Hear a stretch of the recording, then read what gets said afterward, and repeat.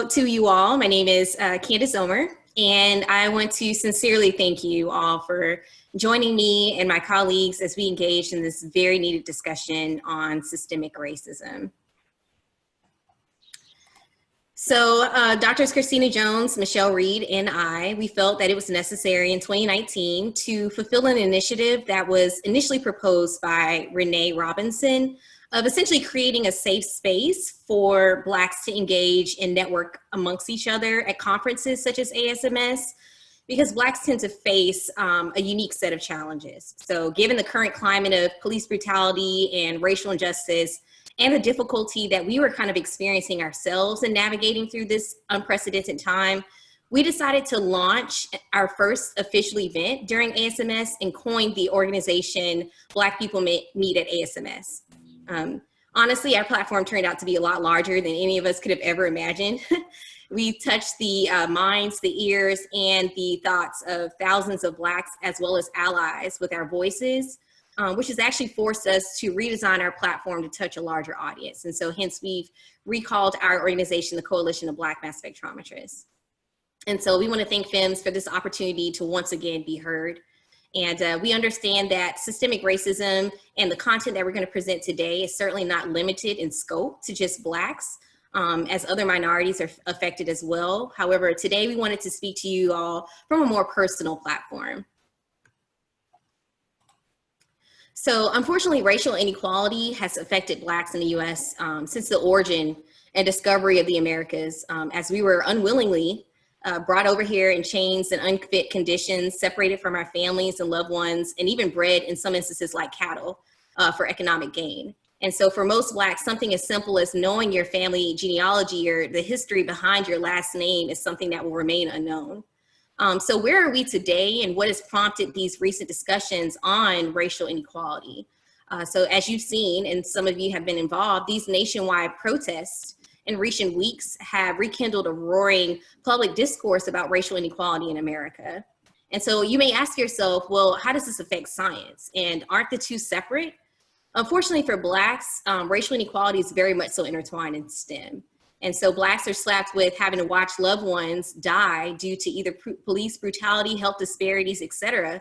And the list continues, and then enter the workforce and be forced to cope with microaggressions in a nowhere near diverse work environment.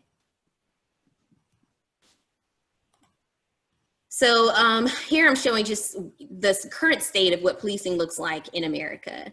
And so unfortunately, we see that Black prisoners are overrepresented in the US prison population compared to their share of the total US population. And what we also know is that if you look specifically at Black men are roughly 5 times more likely to be in prison than their white counterparts. So what is this unique relationship between policing in America and Black scientists? Many of the questions that African-American scientists and Black scientists have to ask themselves is, how do I know I'm valued? How do I know I'm protected? And how do I know that I'm actually not next? There have been many reports of Black scientists being interrogated and even hassled by campus security for their presence in laboratories, especially when they're conducting after-hours research.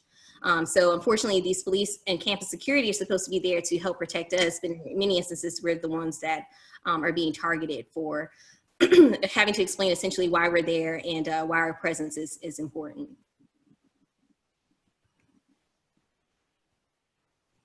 All right, and so I like Candice, just the previous slide actually kind of shows a list of Black Americans that have died in police custody. And George Floyd's death in police custody was kind of the thing that, well, his death, Breonna's, as well as Ahmaud Arbery, which wasn't in police custody, but all of these deaths back to back kind of brought us to this current moment. And now there's just this huge groundswell of public rage and a lot of self-reflection that's going on. And so, you know, while a lot of it has focused on policing, it's also sparked this deeper conversation about systemic racism. Extensive research collected by the federal government and other researchers has documented the ways that Black Americans experience life in the US that's different from their white counterparts. And so these disparities exist along every facet of American life, from incarceration and the criminal justice system, as Candice just touched on. It also includes employment, wealth, home ownership, healthcare. And so all of this together is what is systemic racism. And so we just wanted to kind of discuss some of these disparities, starting with employment and finances. So the unemployment rate across the board for all racial groups has spiked, during the coronavirus pandemic, but it's still higher for Black Americans. When we look at the aggregate wealth that white households versus Black households have, historically, it's far outstripped that of the Black community. And so while it's increased for white people, aggregate wealth since the 1980s, it's remained stagnant. For Black people, there are about, I think 6 times as many white Americans as Black Americans, but the wealth that's held for white Americans is 17 times that of Black Americans. Let's see, there's a we have lower incomes there, but higher poverty rates. And so Black families have over twice the poverty rates as white families. There's also a big wage gap that's between the races. That wage gap actually intersects with the gender wage gap. And so the typical Black woman earns 66% of what the typical white male makes. But so because of that, it would take a Black female 226 extra days into a new year to earn what a white male makes. Whereas for a white female, that would just take 100 extra days. Can go to the next one. So we also need to touch on health disparities. Black Americans are nearly twice as likely as their white neighbors to lack health insurance. And so the current pandemic that we're living in, it's also had a disparate impact on people of color.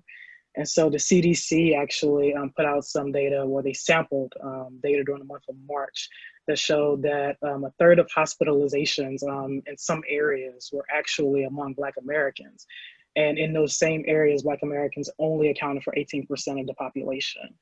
And so, we know that some of this is because Black Americans, although we're only 12% of the overall workforce, we almost account for about 20% of what's considered to be frontline jobs. And we also have higher rates of underlying health conditions like diabetes and hypertension. And before we give the statistics, the present day statistics for education, we'd like to just give a representation of the timeline of chronological representation of institutionalized racism. And so to start, the first university in America in the United States was established in 1636. And it wasn't for 163 years until the first freed Black man was able to attend college in the US in 1799.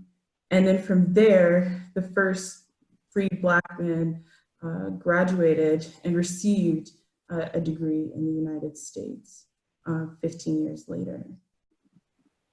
And shortly afterwards, the first woman earned her bachelor's degree in 1840s. And then from there, the first free Black woman obtained her bachelor's degree in 1850. I'd like to make note that I'm indicating these were freed Black men and women because this is prior to the American Civil War, and all of these people that we're highlighting right now, they actually received their degrees in the Northeast, and they were either their family members were either previously slaves and escaped the South, or they were again freed. And another thing that's worth noting is that typically light-skinned African Americans who kept their racial identities a secret may have preceded these mentioned accomplishments. So for example, Anita Hemmings was the first Black woman to graduate from Vassar College. This is in 1897. But at the time, Vassar College did not admit Black students. And so she declared her race after graduation, and it was outrage that ensued at the college administration level. And they subsequently took away her degree. And so it's worth noting that there has been this struggle. And as we continue to look at the timeline, you can see that the first white man received a PhD in 1861, and then after that was the first Black man in 1876. And he received his PhD in physics. However, he was unable to go forth and start a research group. And he attended the University of Cheney State in Philadelphia. And at that university at the time, there was no library, no graduate students, and no laboratory for him to continue to conduct research.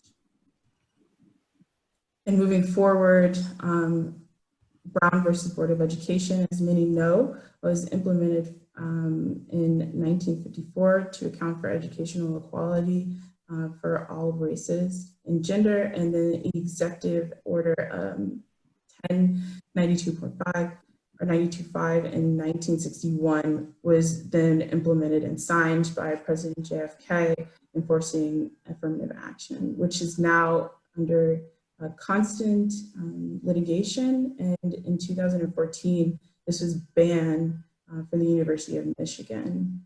And so this is something that is worth being conscious of when we look at where we are in the present day, and also where we've come from and the progress that we made.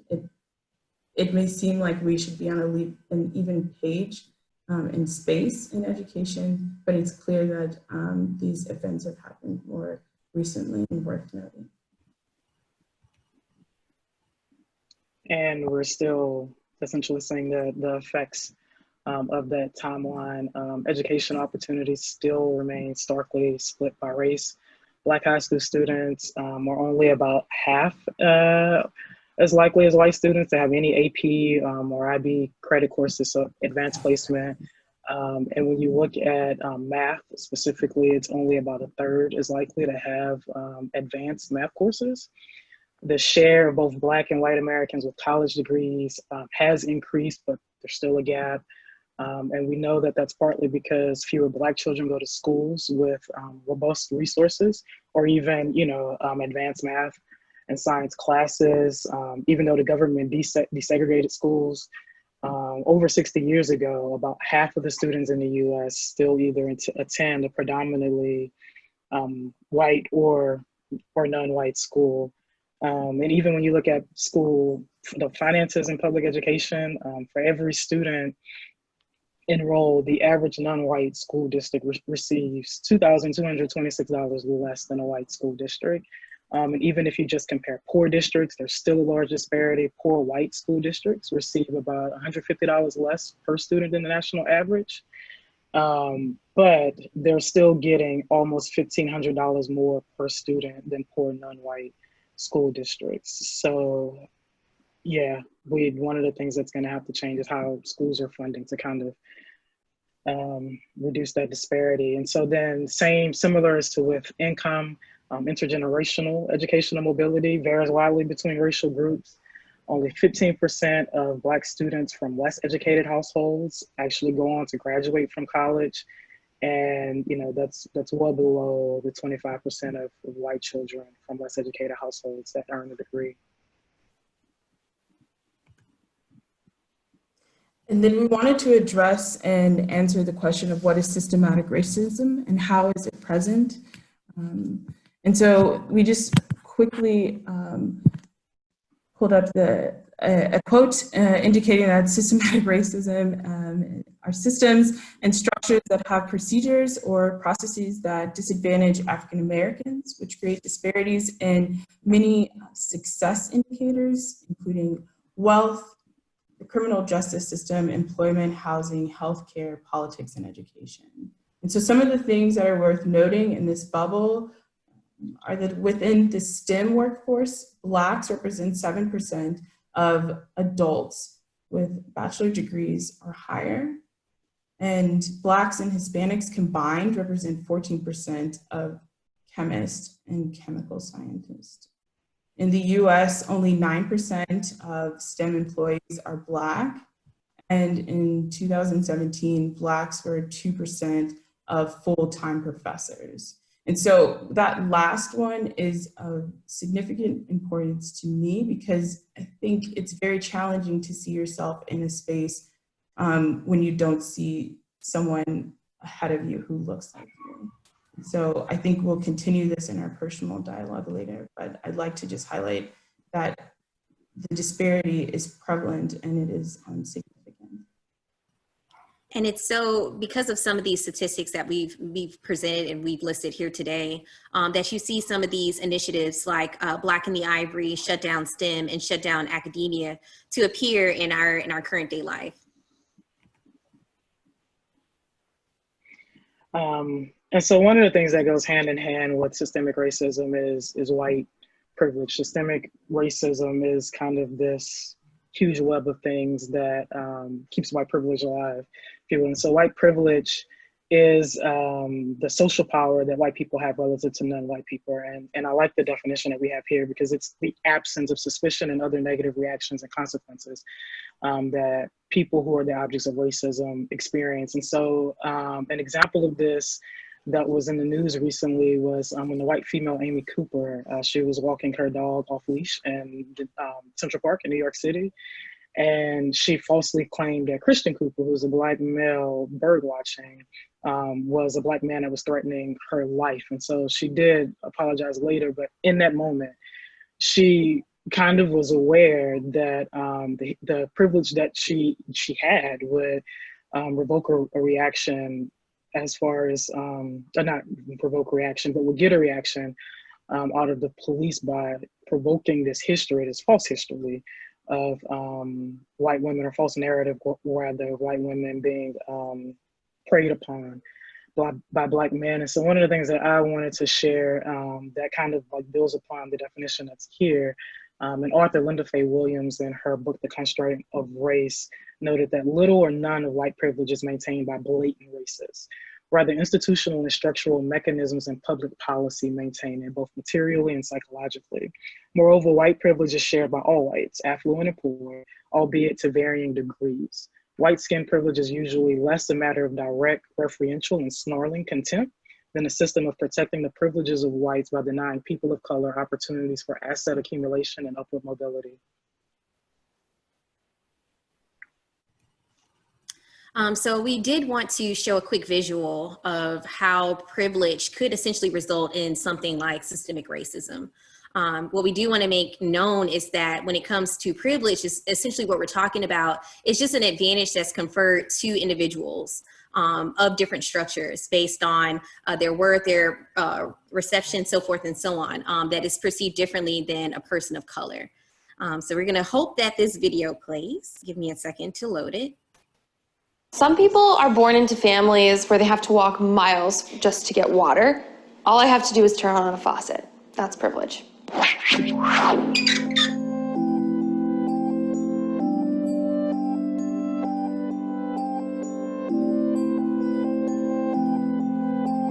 have ever tried to change your speech, if you were embarrassed about your clothes or house, if you would never think twice about calling the police or in trouble with them. I think privilege is when some people have some things and other people don't have things. I feel privilege is something that you don't even really have control over. I think it'd be silly for me to say I don't have a fair amount of privilege, considering like the country I live in and the job I get to do and the college I was allowed to go to. I suppose being a white male will help me end up somewhere towards the front, but I'll take a few steps back from being gay. I don't think I'll make it to the front. I think I'll maybe be in the middle. That's just the gut feeling I have. If your parents work nights and weekends to support your family, take one step back. If you can show affection for your romantic partner in public without fear of ridicule or violence, take one step forward. If you were embarrassed about your clothes or house while growing up, take one step back. If you have ever been diagnosed as having a physical or mental illness or disability, take one step back. If you have ever been bullied or made fun of based on something you can't change, take one step back. If you get time off for your religious holidays, take one step forward. If you came from a supportive family environment, if you can see a doctor whenever you feel the need, if you are able to move through the world without fear of sexual assault, if you took out loans for your education, if there were more than 50 books in your house growing up. So these are your final positions.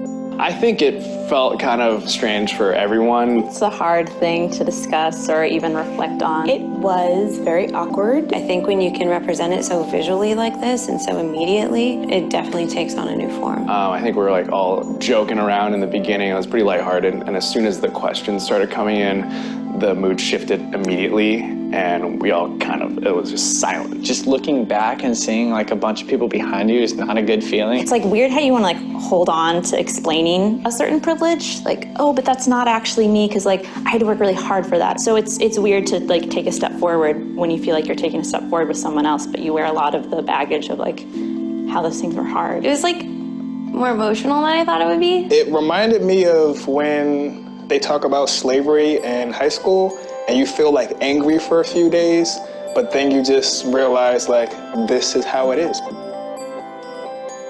For me, it was kind of frustrating almost to look back and see how much further some people were behind me, and realizing that, you know, a lot of that stuff, no amount of hard work or even legislation can make up that gap. It's interesting being an Asian American because you're not really sure where you fall on the spectrum of privilege. I know that for me, one of the reasons I ended up so far back was that there are questions around safety as an African American, as a woman, as a gay woman. There are just so many different ways that I don't feel safe. I feel like I just learned to be grateful for what you have. You know, we're in such a huge society where it's always complaining about what you don't have. It just shows you that for some families, like each family, you're meant to do better. My grandparents did good, my parents did good, and I'll do even better. I do think if you're not like aware of privilege, you should do this exercise, but it's more complicated.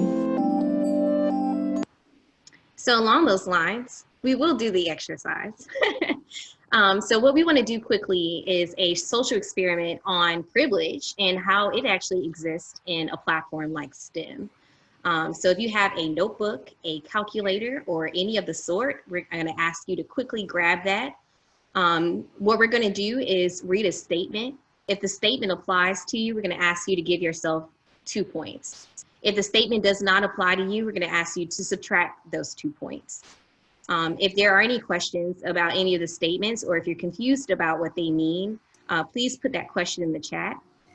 And we're going to ask that you scope the statements that we are going to read to you based on a reference of STEM. So I'm going to give you guys a quick second to pull a calculator, notepad, or even your arm and some type of writing utensil to participate in this quick social experiment.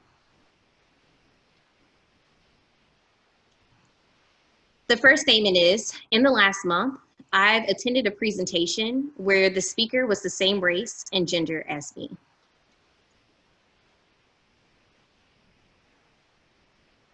I guess online presentations count for this?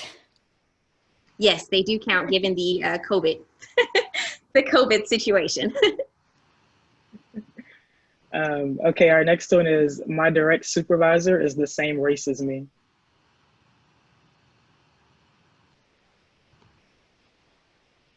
I can walk into a meeting and know I will not be the only member of my race. I can be late to a meeting without having the lateness reflecting my race.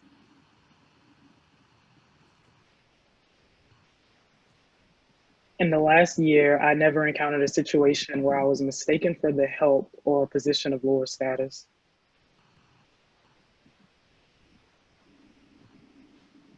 My colleagues in conversation. Sorry, Michelle, go ahead. My colleagues in conversation have never used the words "you people" to me in reference to my entire race.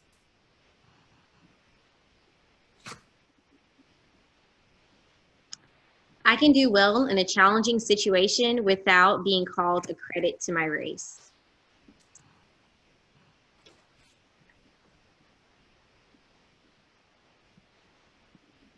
My race has never been brought up in a job interview.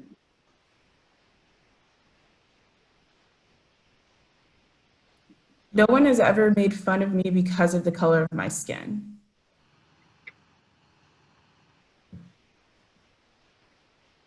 My race and gender is often represented in promotional videos for industries and academic institutions.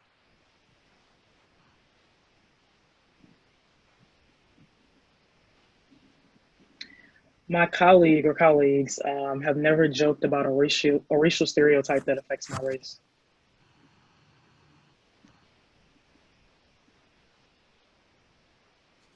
I am never asked to speak for all of the people of my racial group. And the last one, every time I witness racial injustice in the workplace, I address the problem or say something. We're going to ask you to quickly tally your scores. And Grace, if you can launch the poll, we're going to ask for you to, you all attendees, to anonymously include what it was that your score was within the range groups.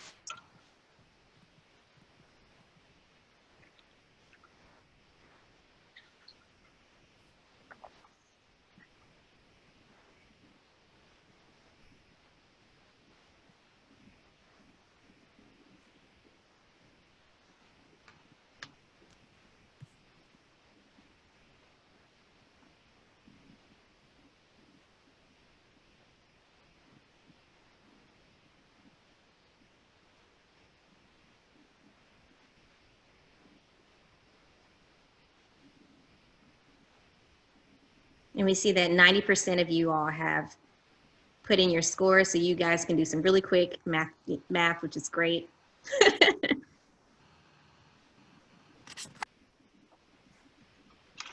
And so what we want from this social experiment, and feel free to have a discussion about it when we get to the Q&A portion, but we just want you to reflect on where it is that you stand when it comes to privilege. And once we release the results, we want you to see essentially how it is that your quantitative score for privilege compares to other individuals who have also taken this exact same quiz. So we have about 95% of our attendees having voted. Can we end the polling and show the results?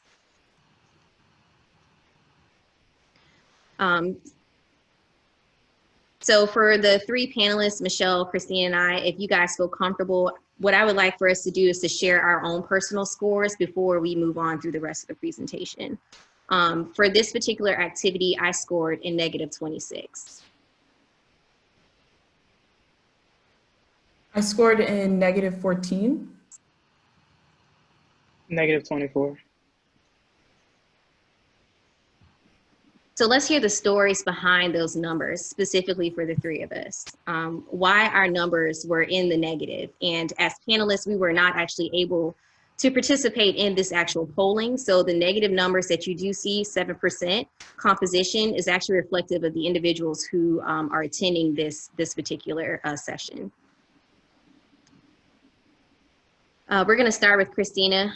So we're gonna just give you guys a quick second to listen in on our own lives. The question is, how were you affected by systemic racism despite your given success? Okay, I'll try to make it short looking at the time. So although I'm from Louisiana, my family is actually originally from Mississippi. And in 1963 in Mississippi, my mom's dad was actually killed by the KKK. So because of racism, my mom never knew her father. I never got to have, well, she never got to have a strong relationship with her father. I never got to even meet my grandfather. My family relocated from Mississippi to Louisiana because while Louisiana a ton of KKK activity, Mississippi actually had a lot more. I grew up impoverished in public housing or government subsidized housing in a single parent home. And we know that your housing and neighborhood conditions and quality essentially affects your life outcomes, whether it's economic opportunity, school achievement. And so despite that, I am a first generation college student. I'm the first person in my family to obtain a PhD. I attended primarily white institutions, which was life altering in the social sense. I had to kind of make my personality, language, and everything about myself a bit more palatable, I'd say, for white people. So I had to learn a code switch. That's what we would call it, like assimilate into white culture more than I had at any other point in my life, and started experiencing microaggressions, such as, you know, being asked by classmates to show them how to do dances that were popular for Black culture. You know, in grad school, I actually, one of the major considerations for me choosing an advisor was finding somebody that wouldn't judge my intellect or my ability because of the color of my skin. And even when I started working, I was the first Black employee at the small NIST site where I was. And that was also isolating. I was mistaken for custodial services. I've had times at work where one time I remember vividly, it was a few Black people talking to a white ally. And a female comes over to us and she said that, oh, I'm just coming over because it looks like you're being attacked. You know, I helped organize a Zoom session earlier in the year, probably sometime in March when the pandemic first started. And while everyone had to register to receive the link, we didn't have the setting turned off where you couldn't be anonymous. And someone constantly was writing the N-word in the Q&A box, and I was the only Black person that was sharing videos. So, you know, it was directed at me, and in that moment, I still had to continue on as if that didn't happen when it was quite triggering. So there's just a sampling of the things that I've experienced when it comes to just unconscious, implicit bias and systemic racism. Thank you for sharing, Christina. Michelle, you're up. Yeah, so I think the first time I saw systemic racism or experienced it firsthand was in high school. Although I went to a very multicultural high school that I would say represented Texas and America quite well. I was the only Black person in the majority of my AP classes or advanced placement classes. And so from there, it was very clear that I had to continue to cope and code switch to fit in with my peers and my classmates. From there, I had a very specific instance that I still remember to this day with a coworker, or excuse me, a colleague. And he needed to express to me that in the midst of our conversation, it would be good for me to go back to Africa. And that was a transition in my life where I just realized that although my mother may have told me like to not be conscious of people's skin tone, to not care of what people say to you about your race, it became very clear that even among the most educated people, you can still experience racism or at least an implicit bias. And so from there, I chose to go to an HBCU, a historically Black college, Spelman College, to experience a space where I was not the only person in my advanced placement classes that looked like me and that represented my race. And that was a really encouraging space to experience consistent and enthusiastic engagement and not have to worry about a professor judging me based on my race and my performance based on my race, and truly allowing me to perform to my fullest ability. Then I went forth into the University of Florida, and that transition was challenging. Within the first year, I experienced bullying, where a coworker needed to walk past my desk and wipe everything off of my desk and throw everything that was on my desk onto the floor. And luckily, as Candice, or as it was mentioned earlier, Candice was sitting next to me. And so I had someone there who had my back and I could just talk to through this. Also, I think this really changed my need to guard myself and for self-preservation and to be conscious of interactions with coworkers. And I mean, moving to an international space, when I do tell my colleagues that I attended a historically Black college, because there may not be an understanding of why that's necessary in the US, there was the expression that HBCUs are inherently racist. And I think for me, it's always an opportunity of education, but it is also a constant conflict of having to justify and explain myself, and explain the decisions that I made out of comfort and preservation. And so these are the few experiences that I had throughout my time in STEM. And I'm going to quickly wrap up with just my own personal experience. I've dealt with quite a good bit. So what I've done is actually written a response to this to avoid becoming fairly emotional. So I was born in rural South Carolina on what was based on modern day standards as a farm, 10 acres of land with a large man-built fish pond, a large garden, and 26 pecan trees along with livestock. However, the color of my skin constantly kept the assumptions of my upbringing being associated with life in the hood, whatever that means. My great-grandfather was a slave. My grandmother picked cotton, and my ancestors actually adopted my last name, Ulmer, from our slave owners. My parents, both college educated, grew up during the era of Jim Crow and segregation. And I think my mom tried to overcompensate for her experiences of racial injustice growing up by exposing me and my younger sister to just about everything as a child. I actually remember her first conversation with me at the age of 5 about what segregation looked like and what it meant, and how I was going to have to work twice as hard as my counterparts just because of the color of my skin, how it was a possibility that I could be looked down upon, and how I should never really expect a handout.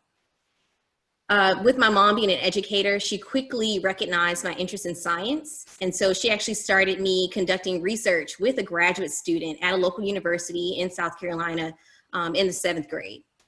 And so I'm so grateful for those experiences because I started learning the fundamentals of science and chemistry. And in those moments, I could almost kind of hone in and focus on that instead of the racism that was soon to follow.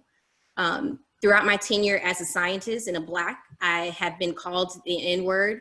I've been told that the only reason I was selected for a lab was because of affirmative action. I've had comments be made about my hair. I've had trash be thrown at me while celebrating the election of Obama. I've been referred to as a monkey.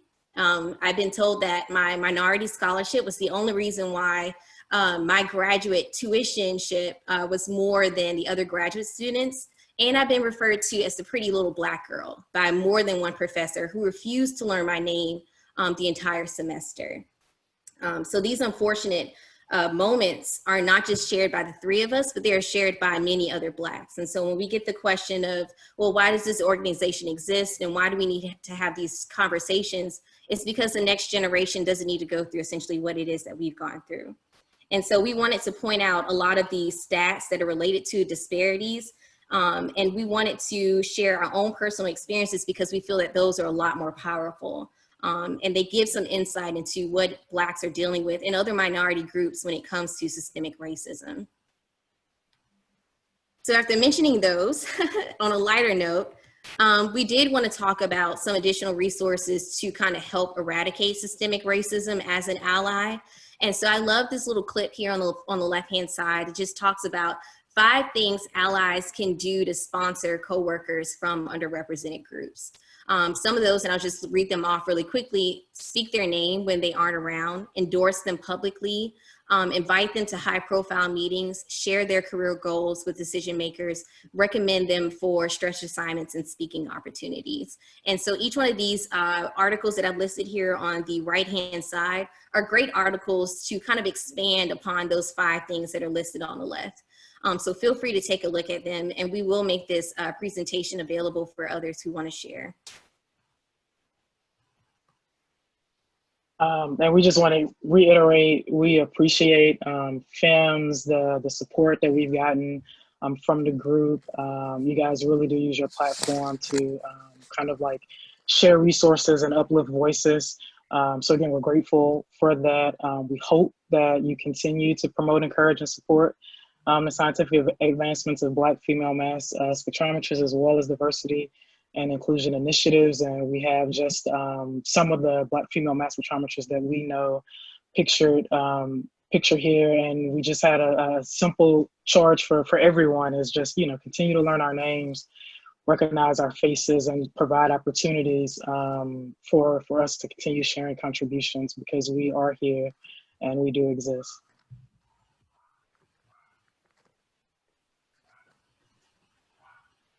And so this last slide here, I'm sure you've seen it distributed in social media and other platforms. It's just a consolidated list of some helpful resources to not only help allies, but also other Blacks kind of navigate through this unprecedented time. And so feel free to always reach out to the three of us as a resource as well. And so we'll hand it back over to the organizers. And we are sorry that this ran over much longer than we had actually planned for it to. Oh no, don't worry. That's what this is about, is a discussion, time for learning, reflection. And there's so many comments in the chat about thank you for sharing your stories. They're so impactful. We really appreciate your authenticity, your courage, everything that you've done. So I think I really wanted to share that with you guys because I thought that was super powerful. To get to some of the questions that are going, I'm going to start from the top, and just the first one is, would you guys mind if we share your slides with everybody that attended? Everybody would really like to have a copy of what you were showing. Absolutely. Okay, perfect. So Grace will probably distribute them after this, but we'll make sure everybody that's here has a copy so that you can see them. And then, so the next question is from Julia Laskin, and she said that I read that diversity training does not help reduce racial biases. How else can we address this? Do you know if the younger generation is less prejudiced? Christina, did you want to, I feel like you have some stuff here that you might want to mention. No, I was going to say that. So I remember, I don't know if it's Pew or some organization that's shown that the younger generations, starting with millennials, are definitely, they seem to be less biased, and they're definitely a lot more liberal and progressive than the generations before millennials. So that's, that provides some hope. Yes, it doesn't seem as though diversity training is the best, but I'd say in my experience and when talking with others, it's still somewhat needed, because if you're in an organization, it shows from the top down that this is what this organization is about, and so you need to get with the process, even if you're kind of pushing back against the training. One of the things that we're actually discussing within our organization is, how do you just start building that culture, not even from training, but just in interpersonal relationships? How do you teach people to build interpersonal relationships so that they can actually relate to others? Because that's what's going to be key in, what do I want to say? Key in kind of changing your culture over time.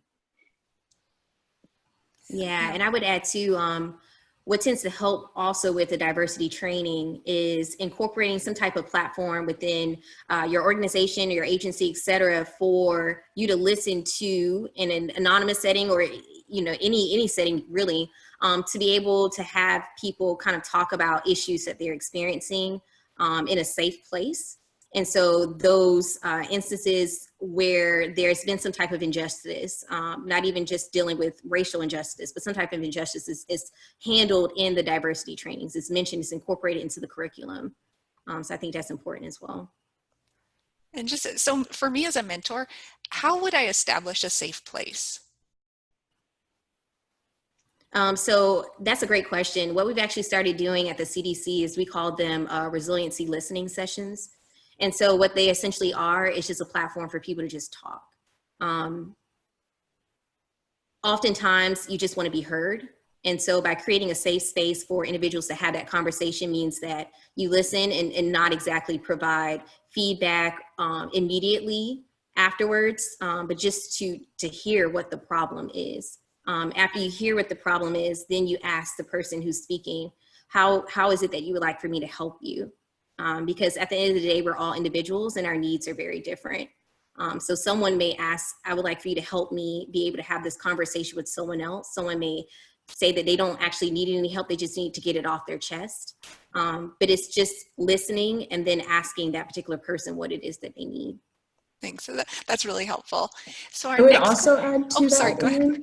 Yeah. I was just going to say that creating a space of sharing is also a good idea. So I attended another group meeting today where the PI intentionally checks in with his students before they start the group meeting. So they share something about their week, whether it was good or bad. And from there, they are allowed to connect not only with one another, but also further connect with their boss. And the hope is that that opens up a space to where you could share freely outside of this group setting. Yeah. Yeah, that's a really good idea. So the next question in the chat is from Raven Bryant. And she said, lately, as I've been filling out job applications, there's the option of not disclosing your race. What are your thoughts and options of that, as I am an African American woman? And then it goes on further, but I'll let you guys address that first. I'm probably the worst person to answer this question, so I'm going to deflect to the other two. I always check my race, partly because I want you to know my race before I step foot in the door. You know, if I don't want the shock of me showing up and it's like, oh, she's a Black female. So that way, you know what you're dealing with before I show up or before you see me. It's out there. The other reason why I do though is because it gives HR demographic information. And you see a lot of organizations with their HR now, that's what they're trying to do. They're trying to go through data so that they can understand the disparity within their organization and then figure out, okay, how do we start to address this? Well, you can't address it if you don't have that demographic information to begin with. So for me personally, that's a big reason why I like to check it out. That, and I'm also proud to be Black. So it's just for me, it's a no-brainer. It's like, yes, I'm African American. Let's move on. Yeah, that's why Candice really doesn't want to respond, because her answer is going to be something along the lines of that. In Europe, you actually have to put or you don't have to, you're suggested to put your photo on your resume or your CV as you submit it.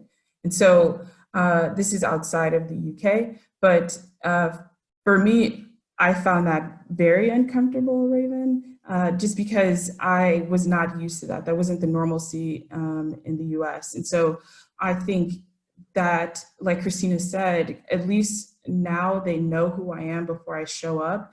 And if they choose to bring me into the company or interview me, they know who to anticipate and that I am Black. But only do what you're comfortable with doing. I also have friends that they don't put their race on applications because they don't want to be discriminated against. Mm-hmm. So I do think that it's a very personal decision, and if you're not comfortable checking the box, don't. I'm not uncomfortable. Like further down the paragraph, I was saying that I'm proud to be Black. Like that's not the issue. I just wanted to see from a professional standpoint of what you all have gone through, because I'm still freshly new at this. I'm still getting my feet wet, you know? And I have no problem. I've been checking African American, Black, whatever. I have no problem doing that. But I was always curious to, like, even back in high school, OGTs we took in high school, like checking Black, like what really, besides statistics, is that really going to benefit, like you knowing that you're Black? Or I just wanted to know if there was a history behind that, if I should be aware of. Yeah, that I don't know. This actually came up in conversation with my brother this week, because he's curious as to why that's even a question, you know. And I mean, we know it's America, it's steeped in racism, but beyond that, I have no answer for the history of it. Yeah, do you have anything else, Raven, that you would like to add? What else did I did put towards the bottom, I added another question. Let me see. Yeah, because I have, should someone take this? Oh, sorry, I can read that. So you have also, should someone take this into consideration because of prejudgment before even looking at your resume, or would it make a difference or be disgraceful if even not to disclose? Yeah, I was just trying to see, like, if that's a thing that people are beginning to do because of trying to get the job opportunity. Or, I mean, like, I personally I'm with everyone about when they say, like, I'm going to put my race regardless. I just wanted to know, like, I don't know. Like, I just wanted to know the history or why that's even a thing, or it's a touchy subject, but I just was curious to what you ladies did and how you survive doing it. And yeah. And I'm like, to actually answer your question, I wonder if there's anyone that's any of the attendees that are actually in HR or hired people, and if they can comment on what they would, I mean, if they even bother looking at the race information, like any hiring managers by chance? Right now we're hiring another engineer at our lab, and so I've been looking at some applications, and that information's not on the materials that I get from HR. I don't know if it is on the application that's submitted to HR. And also, I will add that the information we get from HR before we interview someone has much more extensive list of questions and topics you cannot ask about than it does things you can ask about, to the point where it's difficult to even go out to eat lunch. You just let the interviewee ask questions. So this is Rick Yost. I've chaired a faculty search committee at the University of Florida, and providing that information about both gender and race is optional. It's not part of the application process. It's done in a separate request, but it's largely done in order to allow us to do affirmative action. So, when you report back as a result of chairing a search, you have to fill out an affirmative action report of, how many minorities, how many females applied for the positions, how, and how they were considered and so on. So I think oftentimes those questions are considered in a positive way, but of course, once the information's out there, there's always the possibility that it could lead to, implicit bias having an impact when it might not have otherwise. So I think, it's kind of complicated, but we certainly institutionally, collect that information in order to track that we're, making reasonable progress in affirmative action. And, similarly, ASMS, asks that information now amongst our members purely for statistical reasons to help us have some idea of what the composition of the society is. And I'll just comment on Europe and kind of tie in the next question about systematic racism worldwide. You still, again, you have to put your, or you're expected to some degree to put your picture on your resume or your CV. And I also have my coworkers who are on the call so they can comment otherwise or add to this because I've only been here for a year and a half. But I will say it was uncomfortable because it did feel like there might be prejudice in the choice, and they might bring me in a way that is more inquisitive and less as the intention to hire, more so wanting to know who I am and more about my culture instead of really interested in hiring me. So I think there is justification in being apprehensive when it comes to putting your race or also putting your photo on a CV. But again, I think the US is very different from Europe. In Europe, there's no affirmative action. There's nothing in place for quote unquote quotas. But yeah, so. Yeah, so that kind of leads perfectly into the next question, Michelle. So I'll let you take this. Does the systemic racism apply worldwide, or do you think it's more pronounced in the US, especially since you're over there in Switzerland? Again, I have my coworkers on the call, so I would love if they could speak and add to this. But for me, I do feel like it is worldwide. And it's worldwide, and it's evolving depending on your race and the country that you're in. And so here in Europe, again, I'm going to speak for myself, and these are my views and my opinion of what I've perceived, is that the system is, in Switzerland specifically,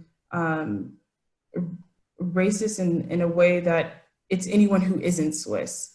And so I imagine that could be similar in other countries as well. And that is extremely challenging to break through because you don't feel like it's just racism. It's also this sense of xenophobia. And so I will say that just about everywhere in the world has a preference to their own people group. The US is quite unique because it has its own people group. That's another webinar. But yeah, I do think that there is systematic racism throughout the world. But it is unique and it is very different in the US. Yeah, there's another question is the hashtag shutdown STEM is still going, because it was that one specific day to educate yourself. Are there other things going on with hashtag shutdown STEM? I personally haven't seen much more since that one particular day, June 10th, 2020. However, there are other hashtags that are still very much so present and people are still posting under. Black in the Ivory was one of them that we listed for that. But for shutdown STEM and shutdown academia, those two in particular, it was more of calling awareness to specifically the most recent Black deaths that occurred and talking about trying to essentially eradicate systemic racism. And so essentially what scientists did is they closed their laboratories, they shut down work in commemoration of that particular fight for that one specific day. But there are other hashtags that are still, very much so present, because I think what we're experiencing right now is a movement. But it's just shut down STEM and shut down academia were directed that one particular day. And then we have another question from Raven is, what do you suggest for young Black women who are starting their degree in science? I have been struggling to receive financial help since I have already had a bachelor's degree, so financial aid is out of the question. I've applied to numerous scholarships and had little luck. My grades are superb, but like previously stated, it seems to not be enough. I can only kind of speak to my own personal journey. I think what really helped me the most was having a mentor. And that mentor just kind of guiding me as I navigated through what my career was and kind of helping me kind of hone in essentially on what type of science and where my interests fell within science. And so they knew of a lot of different resources that I could apply for, that I was applicable for, to kind of help me navigate through my scientific career. So for me personally, finding that mentor was crucial to my advancement.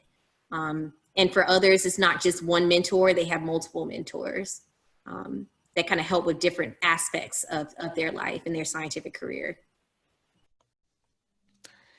Yeah, and so I think if you guys have other questions, please put them in the chat. But I think this last question is a great place to kind of wrap things up. And then Ally Frzoko also put in a link for being a white mentor to students of color on an article that people might want to check out. So check out the chat if you would like to know what that link is.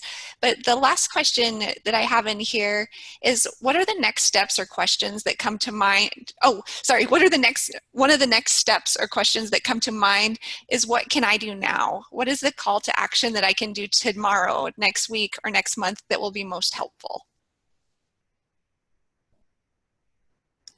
So for me, it was that slide that we listed with what can you do in regards to allies, and that blurb that was on the left-hand side of just 5 small critical points of how you can kind of help with systemic racism. When you guys are, thinking of speakers, when you're thinking about articles to highlight, so forth and so on, by mentioning, the traditional, non-traditional person, is one step and a huge step that we may not always consider. And so as I mentioned, we will definitely share the slides so that you all have them, because there are a lot of great resources integrated within them. Christina? Yeah, and to add to what Candice just said, I'd say another big thing is just working within your groups, like your loved ones, your family, your friends, to point out implicit bias, or how they participate in the racist system, like just amongst themselves, convincing them of that, showing it to them. NPR actually did a survey recently where they were asking white people, why now? Like some of the events that have been going on, they've been going on for years. So what is it about this moment that's different. And, you know, there were a lot of different responses, but one of the common things, which we already knew, but to, again, have data and stuff that showed it, was that it was kind of conviction from them being within their own circle. So whether their friends or family members were talking about systemic racism more, so that gave them the space to do that, or whether some of them, they wanted to do it before, but they felt like it would be frowned upon. But it was their connection to white space, not their connection to Black people or Black spaces, that was causing the change within themselves. So I just thought that reading that, it just reinforced to me that the notion of, you know, it helps us when you work and point this out within the groups that you belong to, and the people that you are actually interacting with a lot. And to round that out, I would answer saying that it would be great if STEM could allow people to show up as their authentic self instead of constantly having to switch, code switch, or as Christina mentioned, or also faking it till you make it.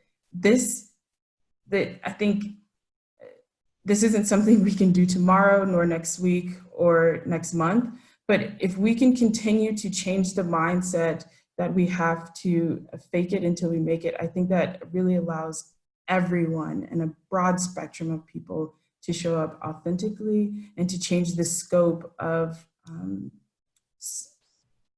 what can be a very harsh culture in STEM. Yep. So I have another question for you guys, and it just came in, is have you ever experienced my tongue twisted today, implicit bias or social racism during an ASMS conference or another type of conference? So I've only dealt with microaggressions, and so I've been told that I was very articulate for a Black girl. Not exactly sure what that means, but it's like an underhanded compliment. And I've been asked, you know, in that same space to talk about essentially what my tenure was in science. So how did I become a scientist, and what was that like for me, and so forth and so on. But just microaggressions, no overt racism.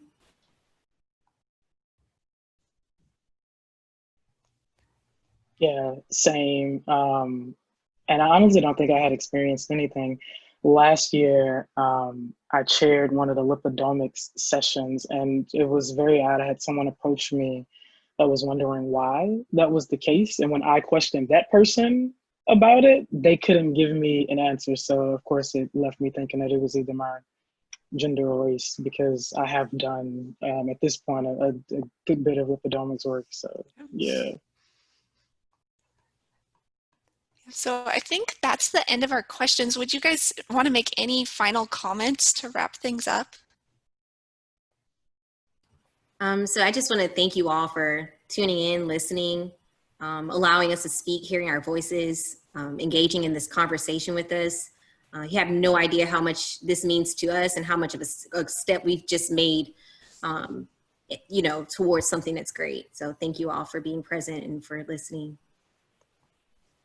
Yeah, same here. And if you guys have any questions, please feel free to reach out. Our emails are easy to find. We're on social media, but we're here and we'd like to continue the conversation in the future. Again, yeah, thank you so much for giving us this platform and allowing us to share, because I think that's the next step forward. Yeah, and I think we can only say the opposite back, is thank you guys so much for spending your time and putting this wonderful presentation together, because it really helps us educate ourselves and understand how we can be better in the future. And I mean, that's our ultimate goal, is how we can learn, unlearn, change, and be better mentors, people, and along the way. So we really appreciate everything you guys did for all of us, and we hope to keep continuing helping anybody who would like to have a voice in this platform, because we want to make sure that all the voices are heard. So absolutely. That's our great goal. So our ending for our FeMS is usually to raise your glass. And so let's definitely raise our glasses to Candice and Christina and Michelle for an amazing happy hour where I think we ended our Friday, or started all the different time zones, but we have an amazing way to have our start and our Friday. So thank you guys so much. Thanks, guys. Yeah, and everybody have a wonderful start to your weekend. So take care. We'll have some more FeMS coming out in the next few weeks, and we hope you guys can all join again. So